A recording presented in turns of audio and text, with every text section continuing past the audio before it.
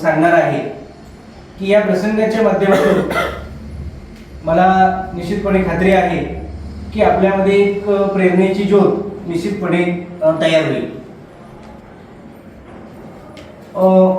विद्यार्थी मित्र, काळ आपला आजच्या 21व्या शतकालाच तंत्रज्ञानाचं शतक म्हणतो किंवा डिजिटल युग म्हणतो किंवा ICTचा प्रभाव असलेलं IT युग म्हणतो. आणि मग अशा बदलत्या काळामध्ये आपल्याला निश्चितपणे बदलायला पाहिजे. म्हणून सुरुवातीलाच मी हे उदाहरण मुद्दाम देतो की जसं संगणकाच्या भाषेमध्ये जर आपण बोलायचं झालं तर इनपुट दिल्यानंतर प्रोसेस होते आणि आउटपुट बाहेर येतं. आणि म्हणून आज शिवाजी विद्यापीठाला सुद्धा हे प्रयत्न करायला लागतात किंवा करायची वेळ आलेली आहे की आपल्या वर्गामध्ये येणारे इनपुट सुद्धा बदललेले आहे. आणि मग बदललेल्या इनपुट वरती प्रोसेस मात्र आपण वर्षानुवर्ष जी चालू आहे तीच राबवतो आणि त्याचा इफेक्ट आपल्याला आज वर्ग परिस्थितीमध्ये दिसायला लागलेला आहे. आणि मग जर आपण बदलत्या काळामध्ये बदललो नाही तर याचे गंभीर परिणाम निश्चितपणे आपल्या शिक्षण क्षेत्राला भोगावे लागतील किंवा भोगावे लागू शकतात अशा पद्धतीची परिस्थिती निर्माण झालेली आहे. विशेषतः कोरोनानंतर ICT वापराचं प्रमाण प्रचंड प्रमाणामध्ये वाढलेले आहे. आणि ही ICT केवळ विद्यार्थीच वापरतात का, शिक्षकच वापरतात का असं नसून आपल्याकडं मोबाईलचा वापर करणाऱ्यांचं प्रमाण इतर देशांच्या तुलनेत सर्वाधिक आहे. आता प्रत्येक घरामध्ये प्रत्येकाचा स्वतंत्र मोबाईल आलेला आहे. आणि मग जर या बदललेल्या तंत्रज्ञानाचा आपल्या अध्ययन अध्यापन मूल्यमापन या प्रक्रियेमध्ये जर आपण वापर केला नाही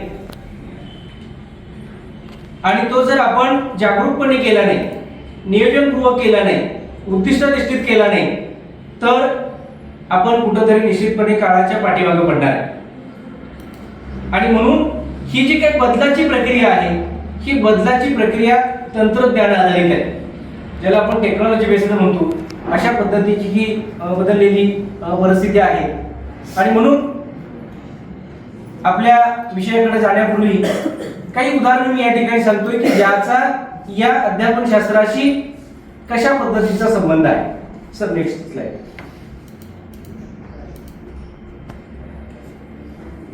इथे अगदी फार जुनी उदाहरणं सॉक्रेटिस, प्लेटो, अरिस्टॉटल या पाठीमागे न जाता करंट काही उदाहरण मी आपल्या नजरेसमोर ठेवतोय. गेल्या 19 ते 21 या आपल्या जानेवारी महिन्यामध्येच आमच्या कॉलेजची 3 दिवसाची सहल गेलेली होती. या सहलीमधले काही अनुभव मी मुद्दाम सांगतो. करंट इश्यू असला की आपल्याला तो पटायला लागतो. ओल्ड गोष्टी आपल्याला गोल्ड असतात कारण पण विश्वास लवकर बसत नाही. आणि म्हणून हा एक पहिला फोटो तुम्हाला दाखवतोय की इथं एक दोन आमचे माजी विद्यार्थी 2005-06 या शैक्षणिक वर्षामध्ये आमच्या महाविद्यालयामध्ये शिकत होते. अध्यापन शास्त्राचा प्रभाव किती असतो, महाविद्यालयाचा प्रभाव किती असतो, किंबहुना महाविद्यालयीन अध्ययन अध्यापन प्रक्रियेचा विद्यार्थ्यांवरती प्रभाव किती असतो. तर हे आमचे 2 विद्यार्थी आहेत, आदिवासी भागामध्ये आश्रमशाळेमध्ये काम करतात शिक्षक म्हणून. आणि आमचा एक महाविद्यालयाचा माजी विद्यार्थ्यांचा कॉमन अशा पद्धतीचा ग्रुप आहे. त्या ग्रुपवरती आम्ही मेसेज केलेलं होतं की आपल्या कॉलेजची चालू वर्षी सहल या ठिकाणी जाणार आहे. हे 2 आमचे माजी विद्यार्थी रजा काढून 40-45 किलोमीटर अंतरावरून कॉलेजचा आमच्या इतक्या अंतरावरती सहल इथे हे भेटण्याच्या उद्देशाने त्या ठिकाणी आलेले. आमचे डॉक्टर दराडे सर म्हणून आहेत सेंटरला आणि 2 बाजूला आमचे 2 विद्यार्थी. त्यातल्या एका विद्यार्थ्याचं मला तुम्हाला आवर्जून उदाहरण सांगायचं आहे. विद्यार्थ्यांसाठी ते मोटिवेशनल आहे. 2005-06 म्हणजे काय फार वर्ष झालेली नाही, 21 वर्ष होत आलेली. तर हा आदिवासी भागातील रमेश चौधरी नावाचा विद्यार्थी आहे. त्या कालखंडामध्ये त्याने BEdला प्रवेश घेतलेला होता. आपण बऱ्याच वेळा परिस्थितीचा इतका भाव करतो, मी गरीब आहे, मी अमुक आहे, माझ्याकडे ही सुविधा नाही, ती सुविधा नाही, आणि म्हणून काय करतो की आपण आपल्या यशाचं किंवा आपल्या प्रगतीमध्ये येणाऱ्या अडचणींची समस्या मांडत असतो. म्हणून विद्यार्थी मित्रांनो मला हे आवर्जून सांगायचं आहे, कोणतीही कितीही खडतर परिस्थिती असली तर ती आपल्या प्रगतीमध्ये अडथळा ठरत नाही, उलट ती प्रेरणादायी ठरते. आणि म्हणून या आमच्या रवी चौधरी नावाच्या विद्यार्थ्याचा संदर्भातला अनुभव असा आहे की त्याचे वडील अगदी आदिवासी भागामध्ये राहत होते. तुम्ही कल्पना करा की दिवाळीच्या दरम्यान एक 200-400 किलोमीटर अंतरावरती आपला एक मुलगा शिकायसाठी आहे, म्हणून त्याच्या वडिलांनी 5-6 साली दिवाळीला आल्यानंतर माझ्या मुलाला शिकायसाठी मदत करायची म्हणून किती रक्कम गोळा केली असेल एक आपला अंदाज कुणी सांगा. 5-6 साली तू सांग मला किती पैसे गोळा केले असतील. एक लहान मुलगा आहे आपला आणि त्यांना आपल्याला आर्थिक मदत करायची. जूनला प्रवेश झाले, दिवाळीला गेल्यानंतर त्याला पैसे द्यायचे.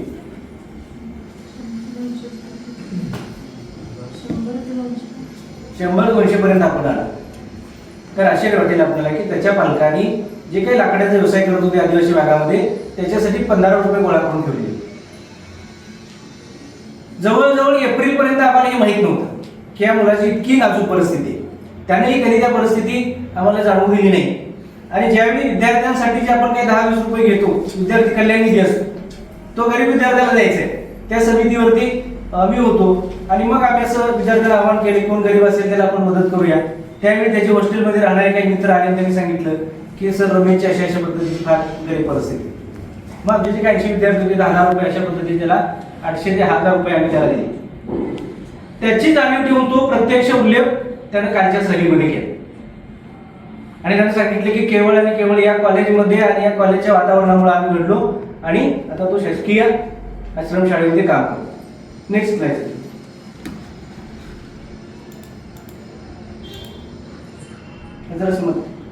हा ठीक आहे असू दे.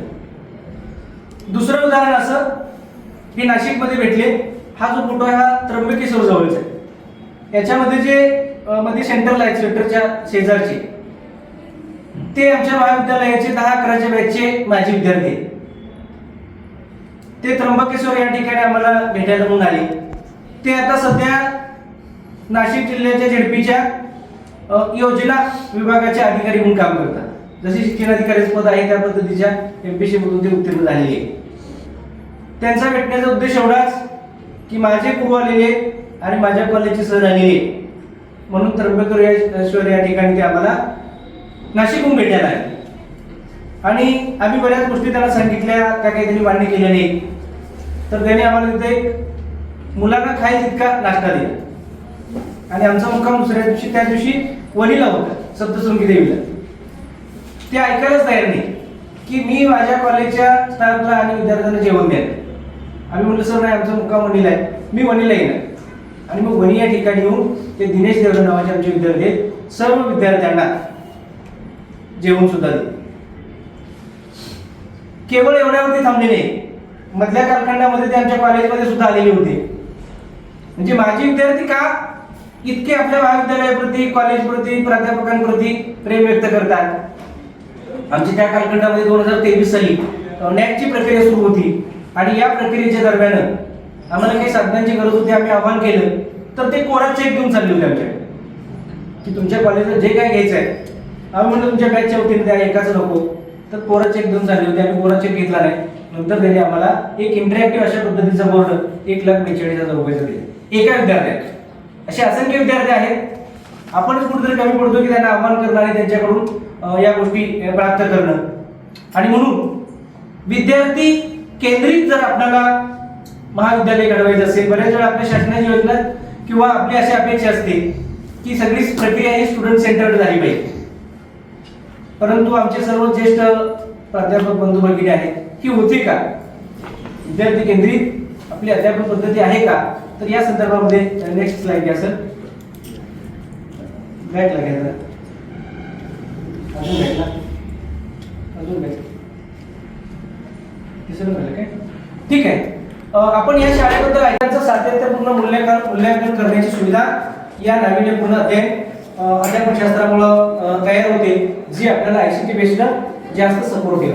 नेक्स्ट आता एक उदाहरण घेतलेलं आहे. अनुभव आधारित शिक्षण म्हणजे काय. पुढं फक्त स्पीडने जाऊ द्या.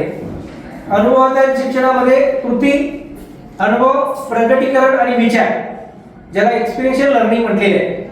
महात्मा गांधीजींच्या एक्सपिरियन्शियल लर्निंगचा एनईपी मध्ये आग्रहाने उल्लेख केलेला आहे. केवळ बौद्धिकदृष्ट्या आपण सक्षम होऊन उपयोगाचं नाही, तर कृत्यात्मक दृष्ट्या किंवा कृती आधारित कार्य करण्याची क्षमता ही आपल्यामध्ये विकसित झाली पाहिजे.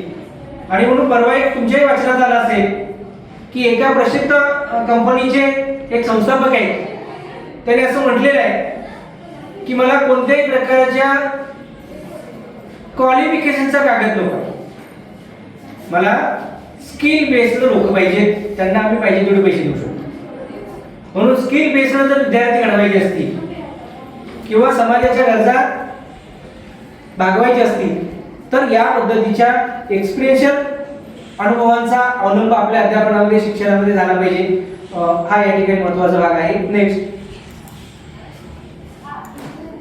हे मला करता येण्यासारखं आहे घ्यायचं.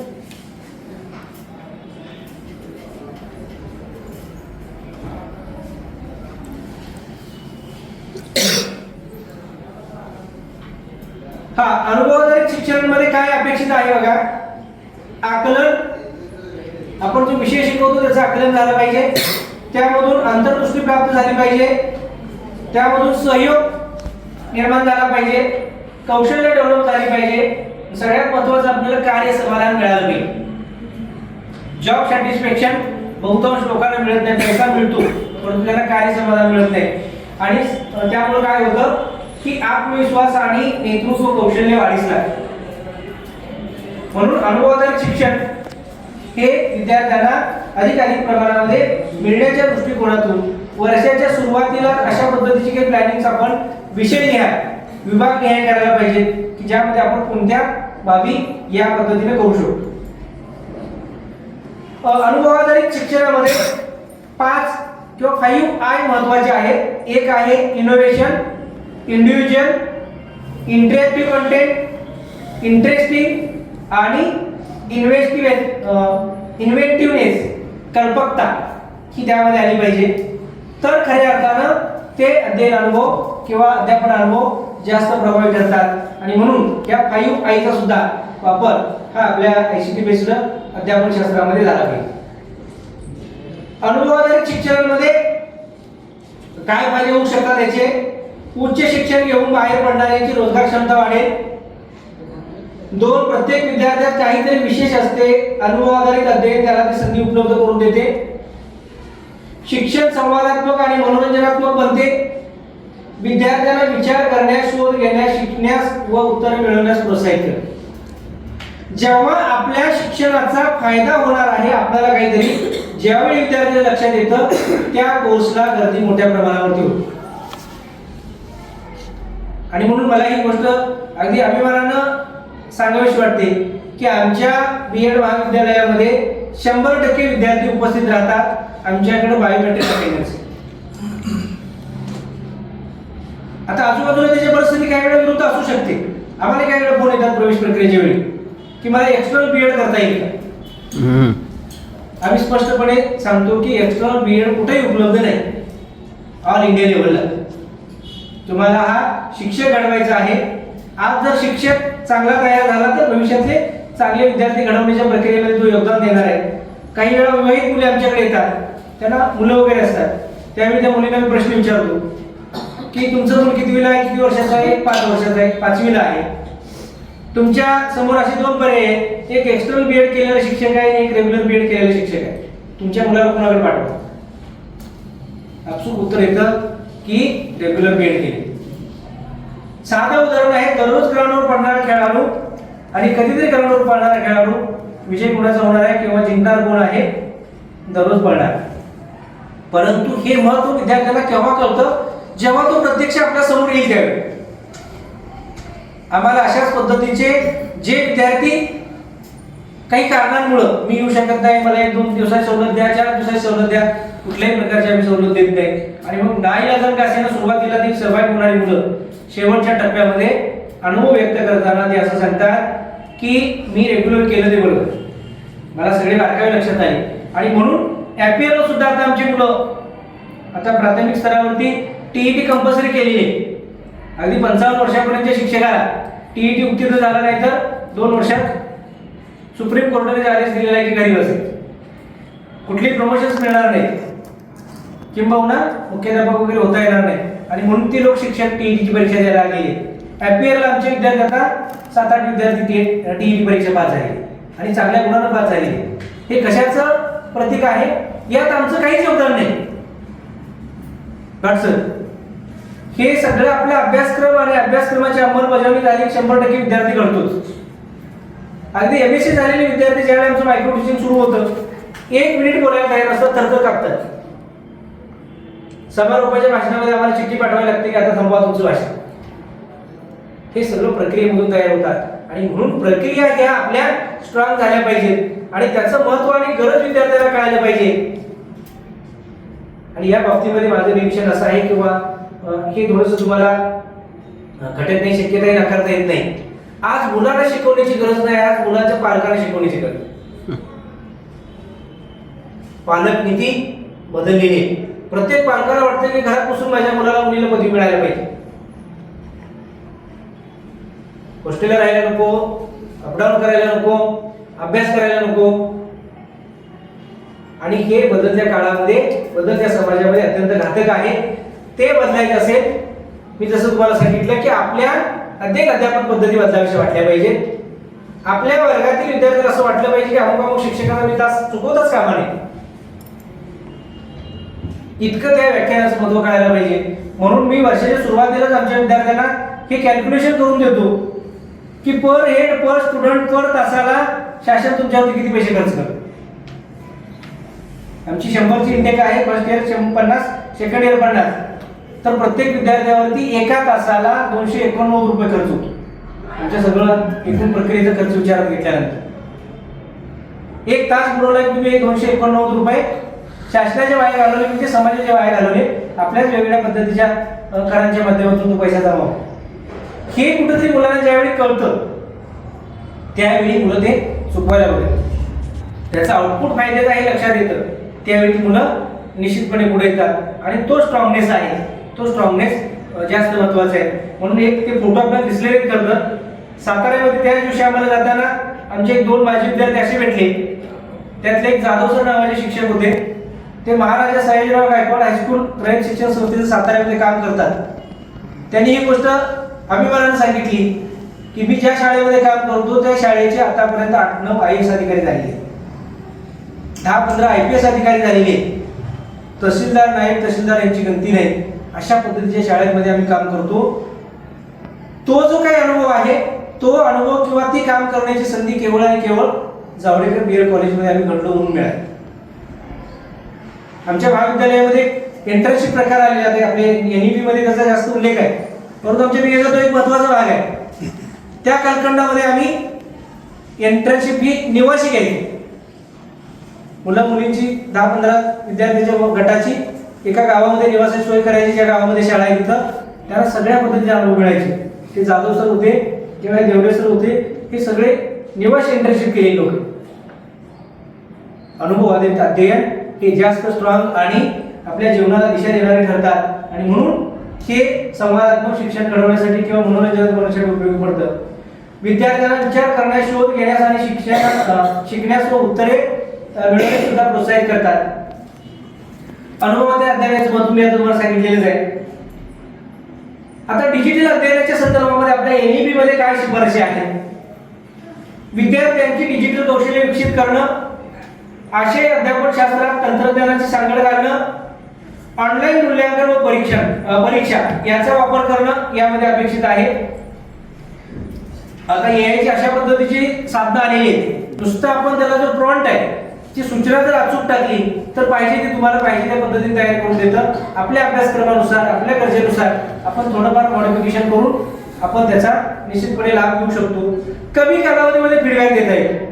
एखादा गुगल फॉर्म वरती टेस्ट घेतली आपण 50 मार्काची, सबमिट केलं त्याला त्याचे मार्क कळतात, किंवा कुठं चुकलो ते प्रश्न बघता येईल. डिजिटल अध्यापन शास्त्र म्हणजे केवळ अध्यापन नाही, यामध्ये मूल्यमापन किंवा मूल्यांकन हा सुद्धा एक महत्त्वाचा भाग आहे.